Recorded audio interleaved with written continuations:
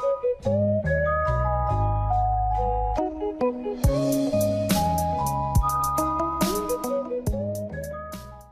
is up guys, Tech James here. So you guys might remember this console. This is the original PocketGo and this is what it looks like. Now the buttons on mine have changed colour because I did do the SNES button mod, but recently a new PocketGo has come out known as the new PocketGo, or some people refer to it as the PocketGo 2.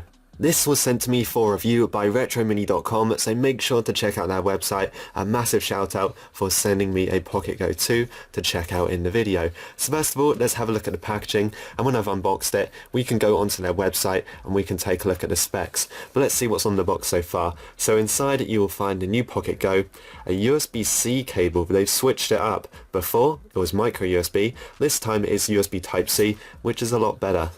We've also got an instructions manual, and I think that is pretty much it for the box. Oh, it looks like we have some specs on the back.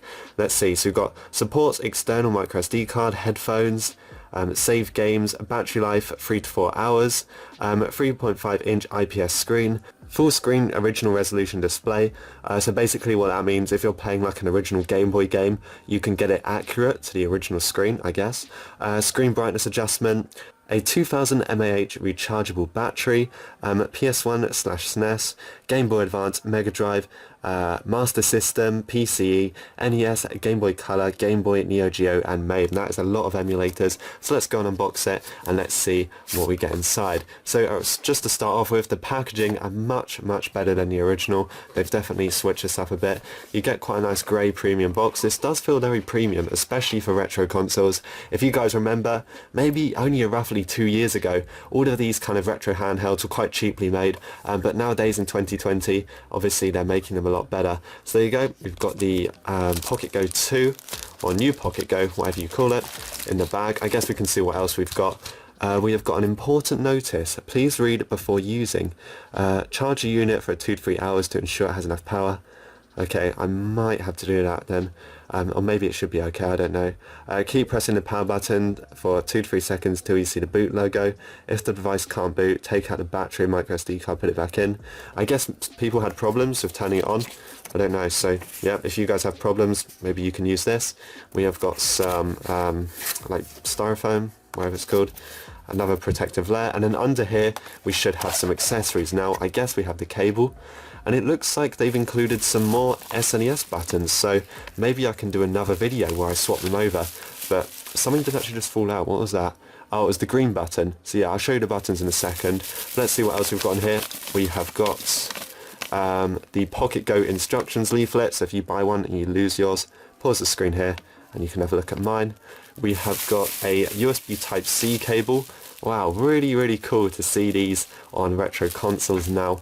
And we have got all of the buttons and just your basic USB to SD card adapter. I believe the last one was a bit better quality than this, but this one looks okay. I guess they just all work the same.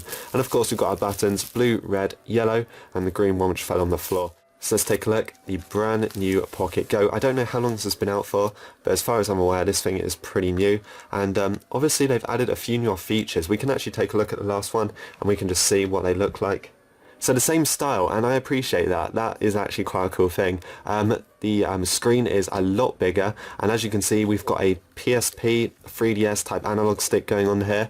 We have got menu, select and start, and on the previous one we only have select and start, as you can see there. So we've now got a menu button. Also at the top you can see we've got some extra shoulder buttons. So let's just take a look at the PocketGo 2. We've now got 4 shoulder buttons, so these are perfect for games that require them. We've got, looks like, a volume button, headphone port, we've got a charging port, and we've got a power button right here. And the back is where you'd put a battery, and I believe, is that just unclip? Oh, unclips like that. I see. So we've got the battery in here.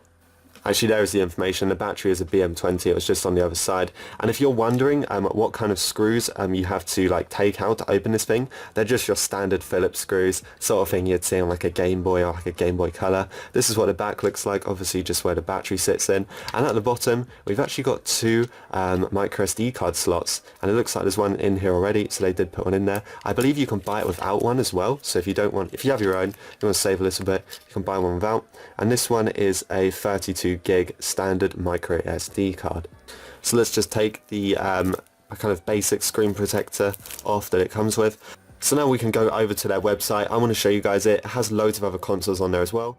Also, their website has a massive list of specs about this thing, so literally everything, including the weight, every bit of info that you'd ever need to know. So let's go and take a look at that, and then we can power this thing on and see what it's got installed. So big shout out to Retro Mini for actually sending me the PocketGo 2. These guys are really trusted when it comes to buying open source handhelds. They sell loads of stuff. They sell the original PocketGo. They sell loads of other ones. Make sure to check out their website. I will link it in the description. But let's focus on the new PocketGo or the PocketGo 2, whatever you want to call it. Let's focus on that in this video. So it's actually got a discount right now, down from $90. It is around at $60, which is quite a big discount. We've also got some options here, so you can pretty much change you know what you're getting. You've got a new PocketGo plus a 32GB micro SD card. You can also get the PocketGo plus a carry case, which actually ends up being quite cheap for the case. And then we've also got the 32 card and the carry case as well, which ends up being a pretty affordable price as well. So yeah, there will be a link to this in the description. They are also selling their PocketGo on Amazon. At the time of making this video, it is currently unavailable, but I will link this in the description anyway, because in the near future, I'm sure you're going to be able to purchase it on Amazon as well.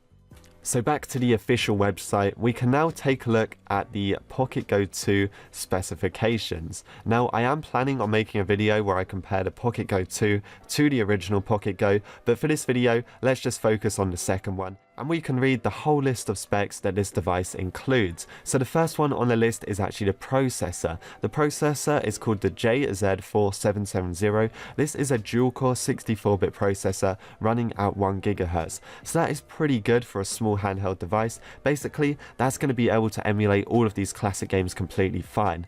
Software functions, retro gaming emulation, obviously it's got audio and video as well, audio recorders and ebooks. So if you want to read books on this thing, you can do that as well. And of course, this is open source, so new updates are going to be coming out for this thing all the time, where you can get new apps and games. It's also got a display of 3.5-inch IPS tempered glass, which is very good quality. You don't really want like a plastic screen on your retro gaming device, so the fact they've used a glass one just kind of makes it a lot more premium. The screen is also 320 by 240. It's got a very wide range of video playback support, but obviously the one we're mostly interested in is probably MP4. The RAM is 512 megabytes at DDR2, so that is something that you could expect maybe in like an early Windows computer, maybe like around about the Windows XP era. I guess that's kind of how to describe it to you guys, what type of RAM you're getting. But obviously this RAM is going to be completely fine for emulating your classic games, especially Game Boy Advance and stuff like that. They will run pretty much flawlessly on this amount of RAM. So the inbuilt storage is 32GB, but of course you can include micro SD cards as well, up to 128GB, so very similar to the PSP. The speakers are high quality, obviously we will be testing that out, and it does support MP3 format as well, so you can listen to video and you can also listen to music. It's also got audio recording. If you want to use this as like a microphone or something, I guess you could. That's how open source it is. It looks like it's got 2 times a micro SD card slash TF slots. Wait, 2 slots? That's pretty cool. And it's got 1 times USB Type-C slot. So it's very nice they're adding USB Type-Cs finally onto these retro gaming handhelds. The battery is 2000 mAh. So I'm going to say that's about 3 hours. Obviously it's different depending on what emulator you're running and, you know, if you're leaving the screen on its full brightness or something. But I'm going to say average, that's probably about 3 hours of constantly playing games until you'd need to recharge it again. Here's the product dimensions, here's the product weight if you're interested in that. There it is, literally has all of the specs you need to know. And yes, that is pretty much it for their website. Their website and their Amazon will be linked in the description of this video, so make sure you guys go and check that out because obviously that's supporting my channel. So let's go and look at the PocketGo and let's see what kind of emulators it's got. Now guys, just remember the leaflet. It did say that you should kind of charge it before you turn it on, but I'm just going to turn it on and I think it should be okay. So what you do, you just hold the power button only for 3 seconds and it's going to boot up. PocketGo, have fun. Let's wait for it to load and we can see everything that it comes with pre-installed. Now keep in mind this device is completely open source, meaning you can format the SD card, you can get different operating systems, you can add emulators, you can add your own ROMs, tons and tons of different stuff you can do with this because it's an open source device. Pretty much means you can mod it however you want. But let's take a look. First of all, it brings us to the application settings. We have got clock, we have got the DingUX commander, I think DingUX commander, I'm not quite sure how you say that. Basically what this is a file explorer for moving devices between SD cards and system storage. We have got Explorer. That's not an internet. It's not actually Google Chrome. It's literally the same thing. It's a file explorer. We've got Terminal. We have got a simple image viewer. We've got a calculator. We've got two different types of media players. One has subtitles and one doesn't. We have got a music player down here. So different music players, I guess, you can use. We have got a hardware test, quite useful. If you think your device might be faulty, go and boot up hardware test, just check everything's working. Input tester 2, so that tests different stuff, I guess. We've got an SD terminal, and we've also got another music player, so plenty of different kind of homebrew apps installed.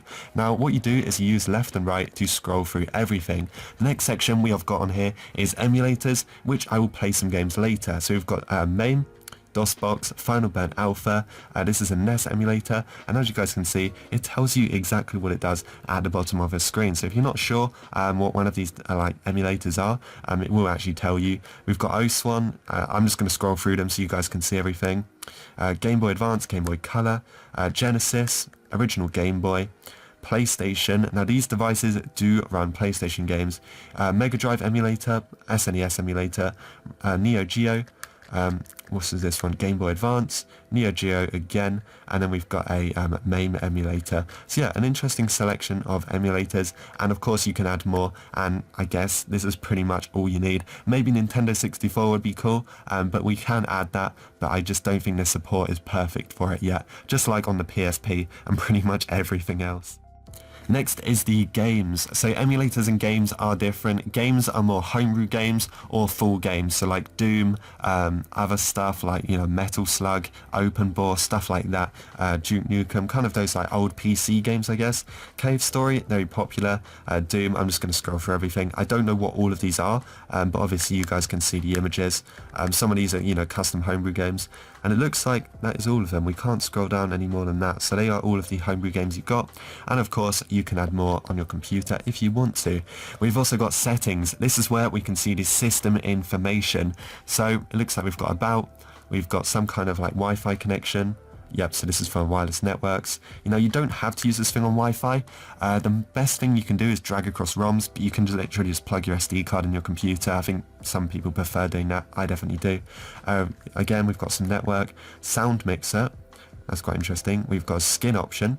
Let's change the skin. Why not? What skins have we got on here? So it looks like we can press start. Oh, I see. Cool. Let's see. What ones do we like the look of? Oh, I'm not too much of a fan of this one. Default. What's the default skin? This one. Maybe the first one we had on. Maybe the first skin we had equipped was probably the best one, actually. Fair enough. Let's take a look at system information, because that one's quite interesting. Also wallpaper. Why don't we just do that real quickly? We can actually scroll down and we can see. There you go.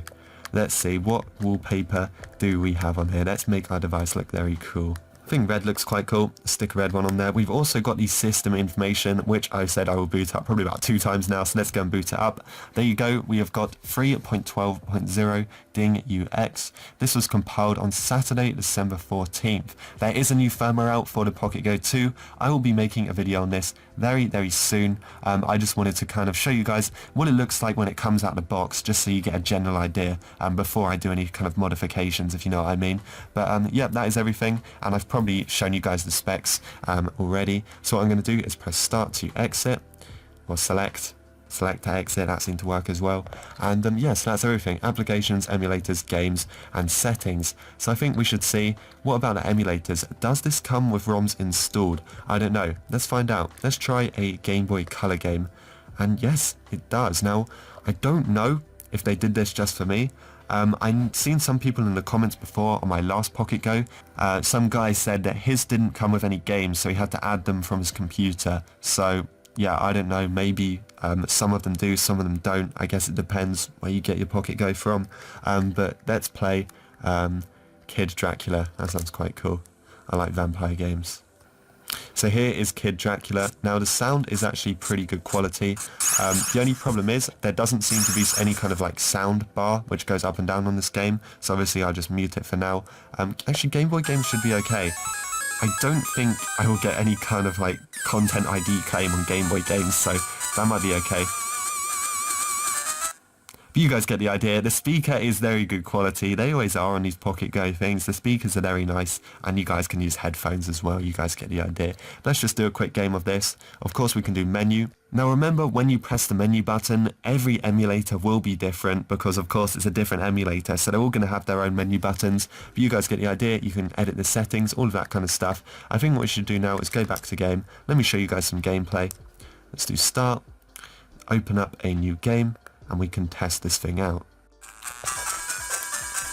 Okay, so I didn't realise, but this audio setting that I have it on right now is the quietest. If I turn it up, it gets extremely loud. I didn't realise that was the quietest, so this speaker is actually very loud. There must be some way to kind of mix the controls and turn it down. As I said, it's open source, so if you think of something, the chances are you probably can actually edit it.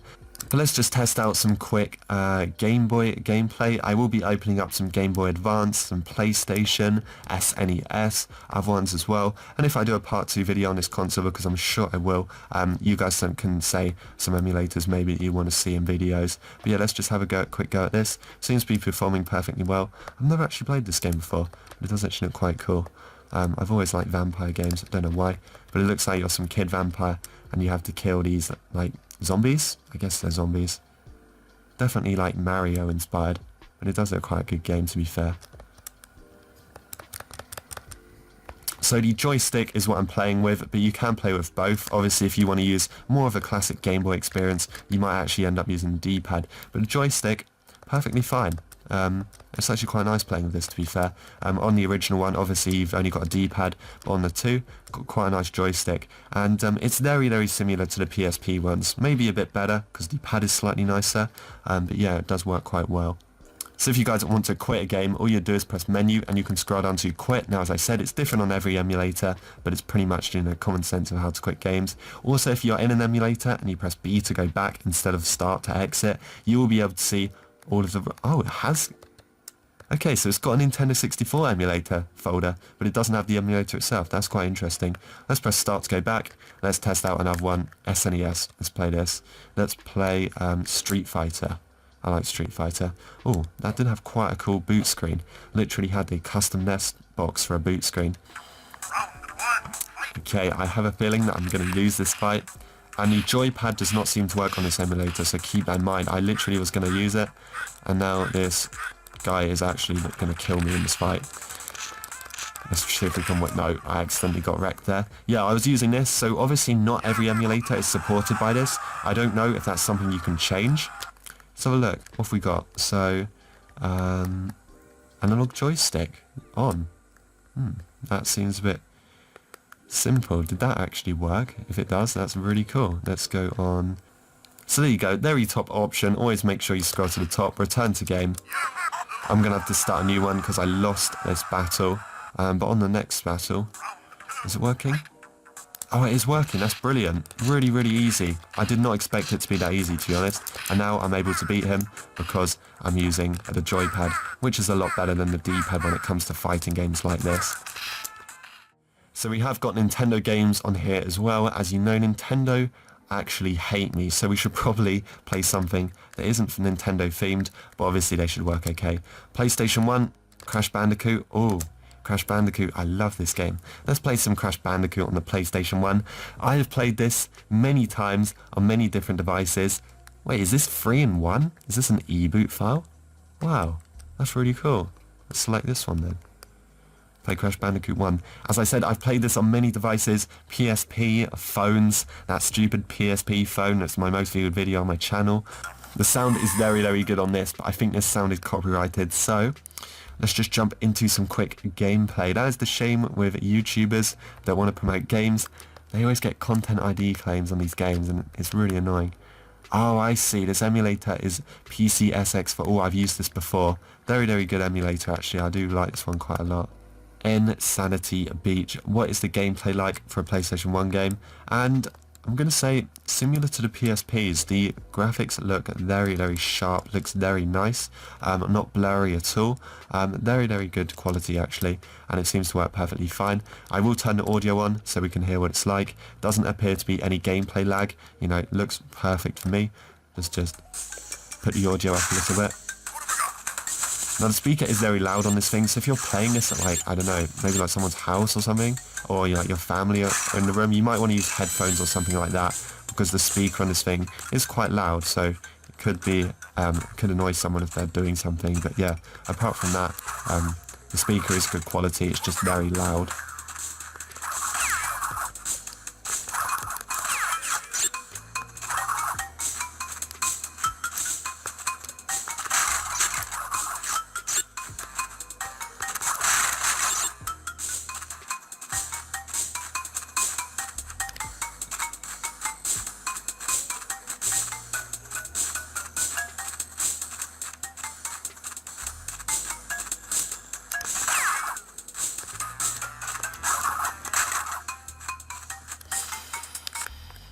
So obviously if you want to quit, click on menu, go down to quit, press A and it will X you back out. Make sure you press start, because if you press B it will just bring you to the ROM folders.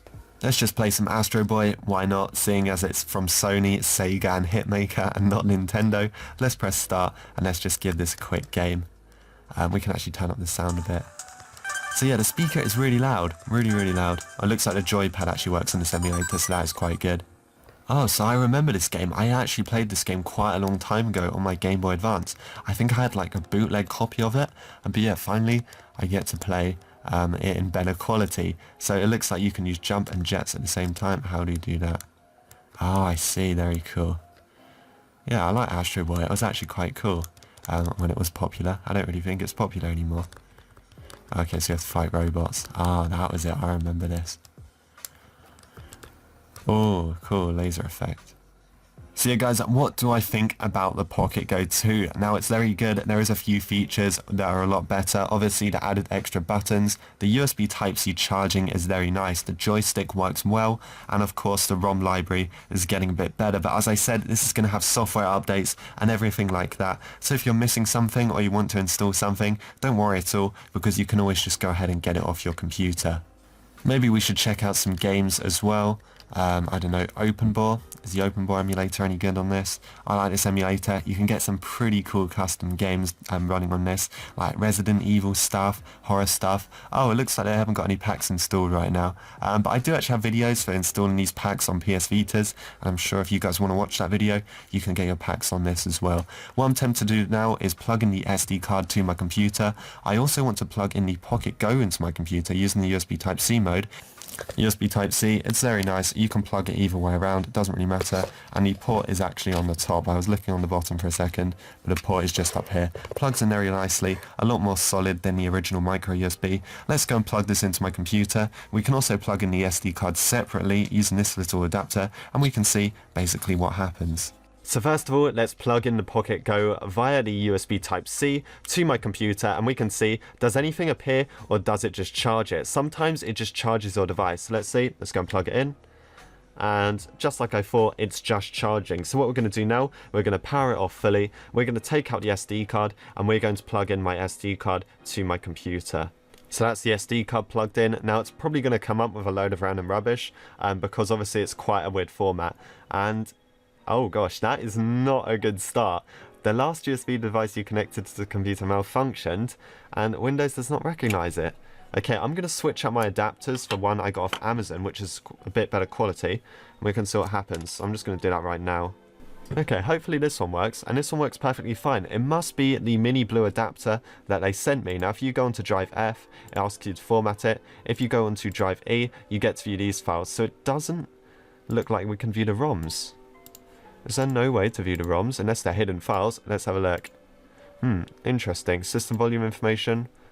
Nothing on there. I don't know. How are we supposed to view the ROMs? So hopefully that answered some questions. On the current firmware I'm on, if you plug it in via USB cable, it will only charge, and if you plug in the SD card or internal storage, whatever you want to call it, I could not find the ROMs folder. We should be able to fix that, so make sure to stay tuned to my channel when I make the custom firmware video. As I said, this video is literally what it's like as soon as you take it out of the box. So yeah, there will be a way to add ROMs in basically my future videos, which I'm going to make. I might even make a few videos on this because it is quite a nice console, very premium, got a nice weight to it. The screen is very nice. The buttons like press nice as well. They feel quite nice. So I guess that is pretty much it for this video. Make sure to check out the PocketGo. There will be a link to it in the description. If you guys enjoyed, as always, make sure to like and subscribe. Let me know, do you want to see any emulators tested on this? Maybe Nintendo 64 might be a cool one to try out. Thanks for watching, and I will see you guys in the next one.